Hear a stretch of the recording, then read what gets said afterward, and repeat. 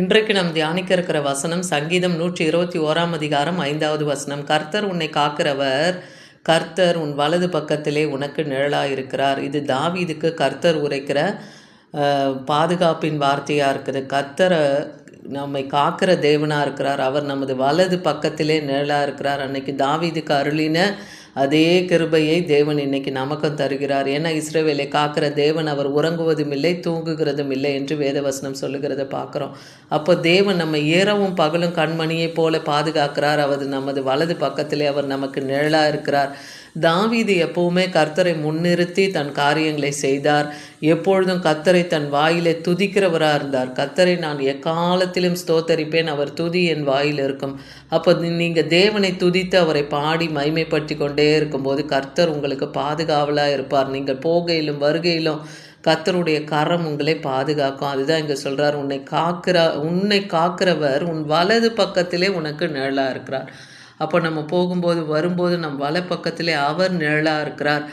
ஏன்னா கொடூரமானவர்களினுடைய சீரல் எப்படி மதிலை மோதி அடிக்கிறதோ, பெருவெள்ளத்தை போல இருக்கிறதோ அது போல தான் அவர் ஏழைகளுக்கு பலனும், நெருக்கப்படுகிறவர்களுக்கு திடனும், பெருவெள்ளத்துக்கு தப்பும் அடைக்கலமும், வெயிலுக்கு ஒதுங்கும் நிழலுமாக இருக்கிறார்னு பார்க்குறோம்.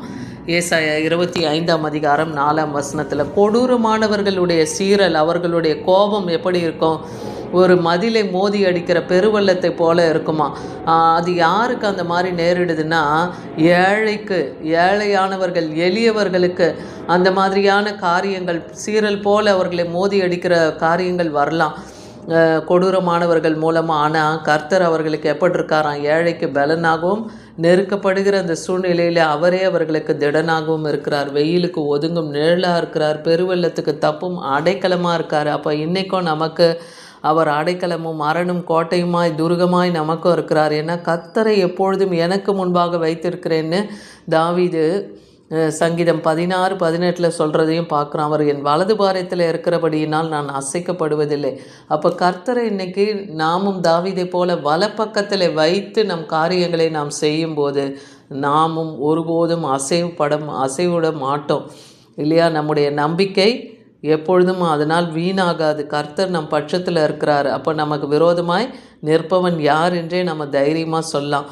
அது நான் யாத்ராகமம் 13 அதிகாரம் 21 வசனத்தில் அவர்கள் இரவும் பகலும் வழி நடக்க கூடும்படிக்கு கர்த்தர் பகலிலே அவர்களை வழிநடத்த மேகஸ்தம்பத்திலும், இரவிலே அவர்களுக்கு வெளிச்சம் காட்ட அக்னி ஸ்தம்பத்திலும் அவர்களுக்கு முன் சென்றார்னு பார்க்குறோம். இஸ்ரவேல் ஜனங்கள் எகிப்திலிருந்து ஆலோட்டிகளினுடைய கொடுமையிலே அகப்பட்டு 400 வருஷம் அவங்க அடிமைப்பட்டிருந்தாங்க.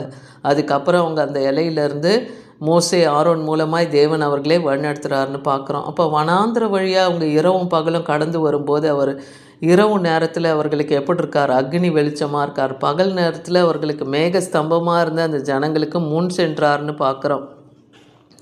அதனால் அவர் பகலிலே மேகஸ்தம்பம், இரவிலே அக்னி ஸ்தம்பம் போல ஜனங்களிடத்திலே அவர் விலகி போகாதபடிக்கு அவர்களோடு கூட அவர் நடந்தார்னு பார்க்குறோம். அதனால் இன்றைக்கும் நம்முடைய ஒரு நாள் பிரயாணங்கள், நம்ம குடும்பத்தில் இருக்கிற கணவன்மார்கள், பிள்ளைகள், யார் நம்ம வெளியில் கடந்து போனாலும், பிரயாணமாய் போனாலும் சரி, வேலைக்கோ இல்லை பிள்ளைகள் படிக்க போகிற எல்லைக்கோ எந்த இடத்துல போகும்போதும் கர்த்தர் போக்குவரவை கர்த்தர் பாதுகாக்கிறார் இல்லையா? இது பாதுகாப்பின் சங்கீதம். அப்போ நமக்கு முன்பாகவும் கர்த்தர் செல்கிறார், நம்மை பிறகாகவும் அவர் காக்கிறவராக இருக்கிறார். ஏன்னா கர்த்தர் உன் முன்னே போவார், இஸ்ரவேலின் தேவன் உன் பிறகாலை காக்கிறவராக இருக்கார்னே வசனம் சொல்லுது. அதே போல் கர்த்தர் நமக்கு முன்பாக போய் கோணலானவைகளை, நம் எல்லையில் இருக்கிற கோணலான காரியங்கள், கிரியைகள், அவைகளை எல்லாம் செவ்வையாக்கி தேவன் நம்மை வழிநடத்த வல்லமை உள்ளவர்.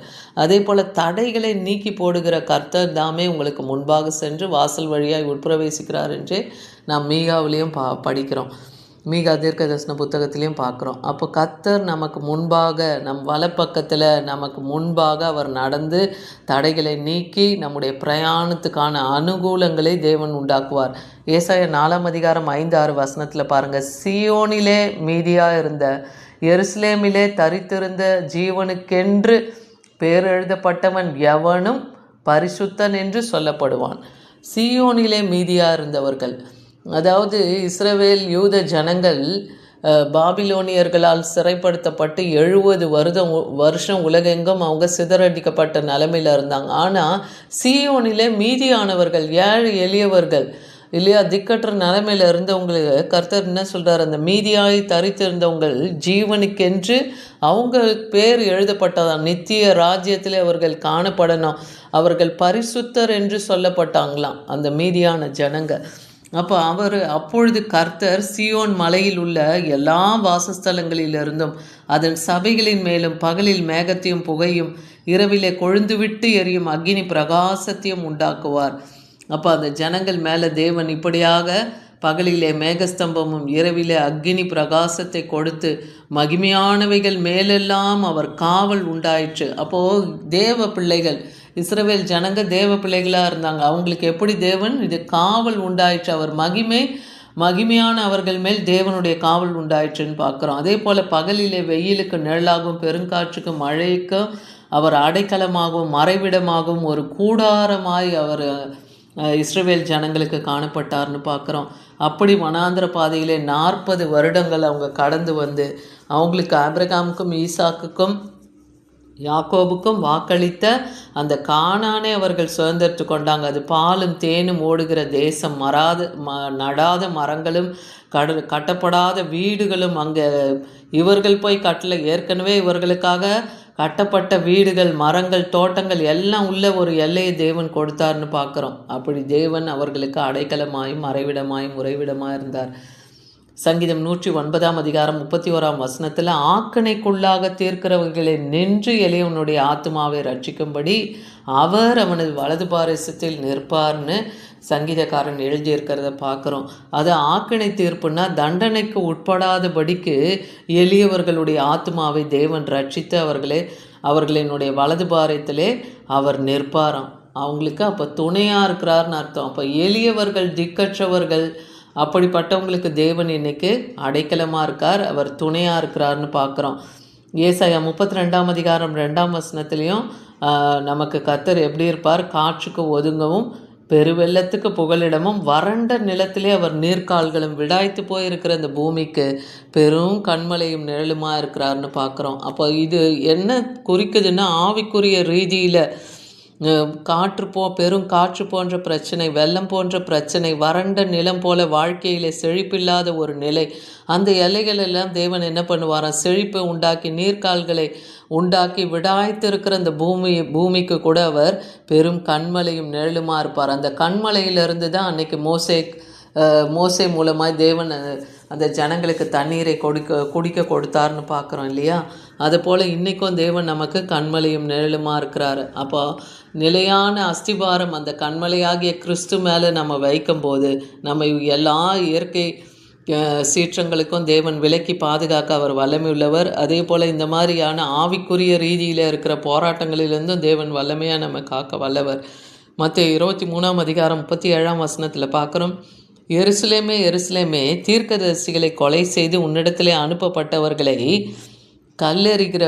கல்லெறிகிறவனே, கோழி தன் குஞ்சுகளை தன் சிறகுகளின் கீழே கூட்டி சேர்த்து கொள்ளும் வண்ணமாக நான் எத்தனை தரம் உன் பிள்ளைகளை கூட்டி சேர்த்து கொள்ள மனதாயிருந்தேன், உங்களுக்கோ மனதில்லாமல் போயிற்று என்றார்.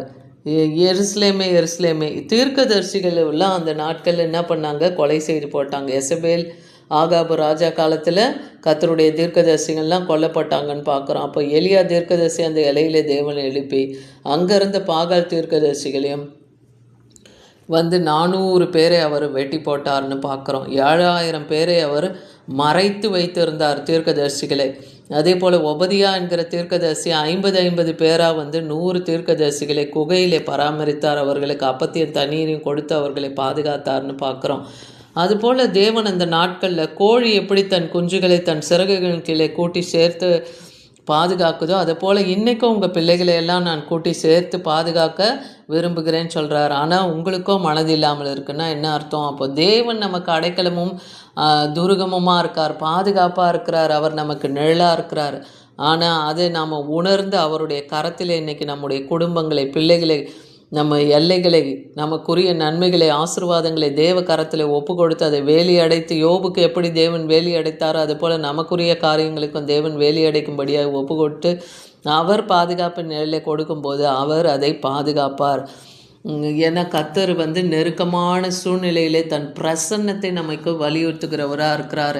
அவர் வார்த்தைகள் என்னைக்கும் மாறாததாக இருக்குது. அதனால் நம்முடைய போக்குவரத்திலே தேவனுடைய பாதுகாப்பு மற்றும் வழிகாட்டுதலை எப்பொழுதும் நம்ம கூட இருந்து தேவன் கொடுக்கிறவராக இருக்கிறார். அந்த நம்பிக்கையை தருகிறது தான் இந்த வசனமாக இருக்குது. போக்கிலும் வரவிலும் சொல்லும்போது நம்முடைய வருமானம், போகிற காரியங்கள், வரத்து, இது எல்லாவற்றிலும் அன்றாட வாழ்க்கையிலும் கூட கர்த்தர் நம்மை காப்பார். அதே போல் நித்திய காலமாய் அவரே நம்மை நடத்தி நித்தியத்துக்கு கொண்டு போய் சேர்க்கும் வரைக்கும் அந்த பூமியில் நம்மை அவர் கைவிடாது பாதுகாப்பார். அதனால் அன்னைக்கு தாவீதுக்கு கொடுத்த இந்த நல் வார்த்தைகள் நமக்கும் உரிதாகும்படியாக நம்ம ஜெபிக்கணும். கர்த்தர் நம்மை காக்கிறவராக இருக்கார். கர்த்தர் நமது வலது பாரேசத்தில் இருக்கிறதுனால, அவர் நிழலாக இருக்கிறதுனாலையும், அவர் நம் வலப்பக்கத்தில் இருக்கிறதுனாலையும் நம்ம ஒருபோதும் அசைக்கப்பட மாட்டோம். ஏன்னா இஸ்ரவேலை காக்கிற தேவன் அவர் உறங்குவதும் இல்லை, தூங்குகிறதும் இல்லை. ஆமென்.